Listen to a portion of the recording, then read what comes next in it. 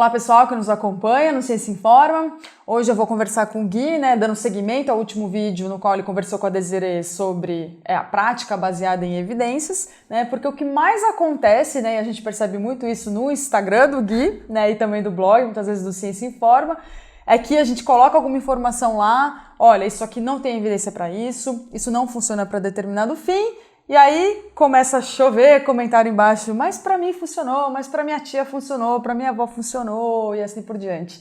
E aí, Gui, funciona ou não funciona? O que tá rolando? É o tal do comigo funciona, ou mas comigo funciona. Isso. E vamos só fazer uma correção aqui, não é que não tem evidência de que funciona. Muitos desses suplementos que a gente fala tem muita evidência de que não funciona. Não é a tal da ausência da evidência, é a evidência da ausência de efeito. São coisas diferentes. E aí é muito comum, que nem você falou, A gente fala que tem um monte de evidência de que não funciona e a pessoa vai lá e relata, não, mas comigo funciona. E a primeira coisa que a gente pensa é, eu tenho certeza de que esse relato ele é verdadeiro. Claro, a pessoa não está mentindo. Honesto, sincero, a pessoa realmente percebe na percepção dela que aquilo funciona. Então esse é um fenômeno real, isso realmente acontece. A questão é o que está por trás disso? Será que os estudos estão errados e as evidências devem ser todas rasgadas e jogadas no lixo?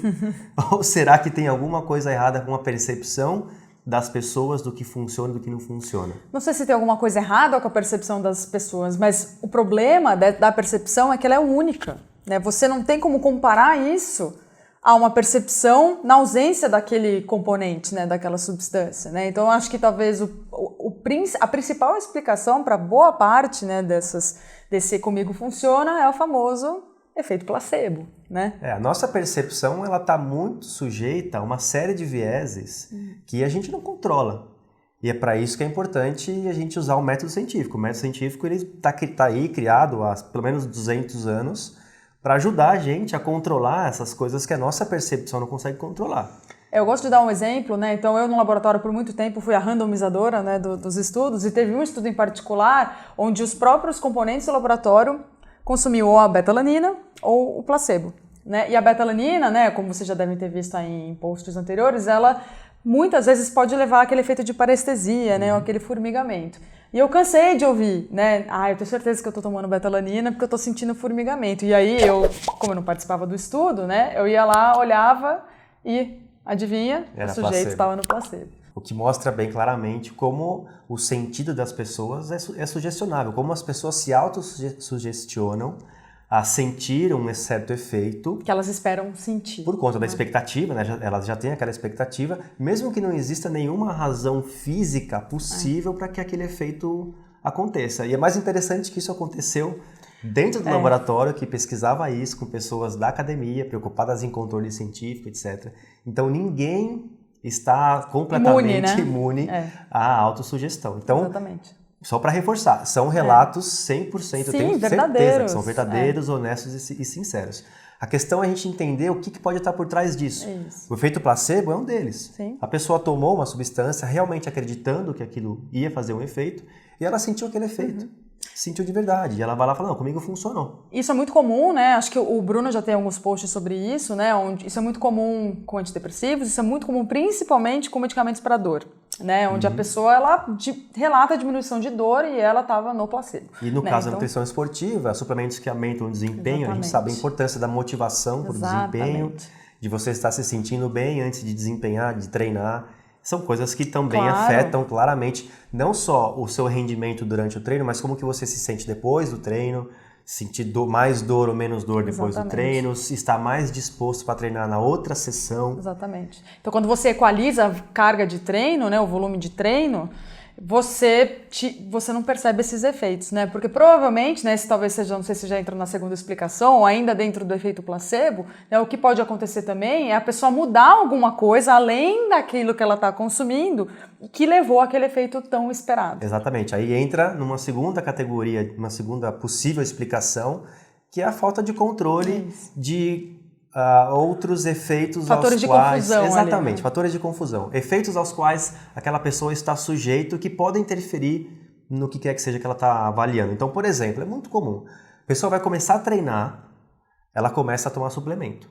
Ou então, ela vai começar a fazer uma dieta, ao mesmo tempo ela começa a tomar um termogênico, uma dieta restritiva, o que vai fazer ela perder aquele peso rapidinho ali nas primeiras semanas, primeiros meses? Eu gosto muito daqueles comerciais antigos, que eu não sei se existem ainda, né, que falam, olha, você passa esse creminho aqui, a gente já tem posts lá que mostram que eles não funcionam, né, para perder gordura, mas além desse creminho, vem aqui um plano alimentar e tal, que a gente recomenda que você faça, se nada der certo, a gente devolve o seu dinheiro. Né? E aí é muito comum que as pessoas, porque começaram a passar o creminho redutor, também de alguma forma restringam a alimentação, mesmo que seja por um espaço curto de tempo, e emagreçam e atribuam aquilo ao gel e não à alimentação. Né? É então, aquela tudo velha isso... história da pílula para matar a sede. Isso. Tome com um copo de água.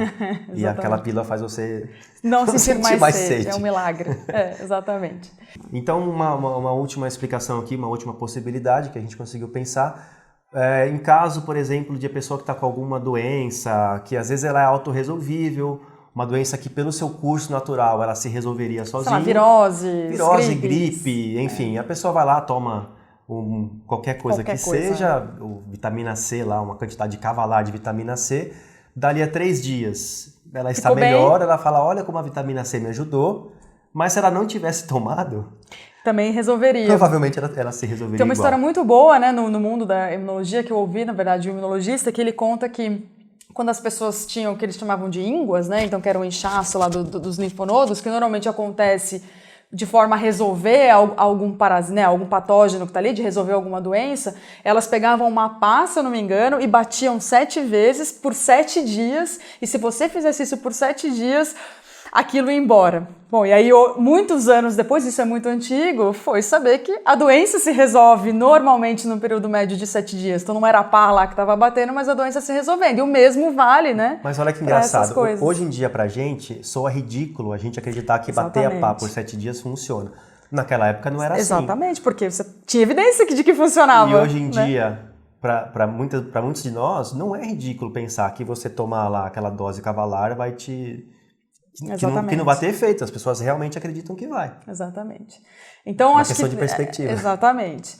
E existe também, né, um consenso na prática de que você possa usar isso a seu favor muitas vezes, né? Então, se sabidamente for algo inerte, né, que a gente fala que não necessariamente vai levar efeitos negativos, com um bom perfil de segurança. Um bom perfil de segurança que você possa usar. Há bons relatos no mundo da nutrição esportiva e principalmente fora dele, né, no mundo clínico, de que você pode usar isso ao seu favor, né? Há também aí alguns posts e vídeos em que a gente discute isso, né? Mas óbvio, né, sempre dentro dos limites éticos, né? Você não vai fazer isso sabendo que há tratamentos melhores para doenças como câncer, por exemplo, como já houve exemplos aí recentes. Né? Então você para de fazer tudo e faz isso aqui que é alternativo que vai resolver, não vai resolver.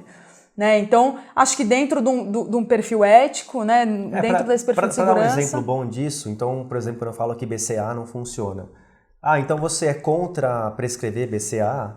Não, para mim são coisas diferentes. Exatamente. Então, acho que existem casos, acho que a Desirê poderia até falar melhor, que ela tem mais experiência clínica, que às vezes o paciente quer tanto aquele BCA, e é uma coisa que não vai fazer mal para ele, então prescreve, qual o problema, né? Se ele tem dinheiro para comprar aquilo, se não vai atrapalhar. No BCA, a Desirê não prescreveria. Mas se a pessoa toma e ela fala, mas eu me sinto muito bem, eu tenho em casa, eu falo, continue tomando. Exatamente. Nada contra. Você não vai, como é que fala? Proscrever. Você não vai proscrever o BCA. Proibir. Né? Na verdade, acho que isso vale para muitos, aliás, dos suplementos, desde que de fonte conhecida, né? Você sabe de onde vem, né? Porque muitos suplementos têm contaminantes, isso é uma outra história, né? Mas dentro desse... vindo de lugares confiáveis, muitos suplementos dentro do mundo da nutrição esportiva são seguros, né? Então, todos esses proteicos, aminoácidos, etc. Então, você até pode usar isso ao seu favor, desde que você, profissional da saúde, saiba o que você está fazendo. E desde que você também não iluda o seu Exatamente, paciente, especialmente para você obter vantagem própria. Exatamente. Né? Isso que é bastante antiético. Bom, acho que é isso, pessoal. Então, se vocês gostaram aí do canal, nos curtam e até a próxima.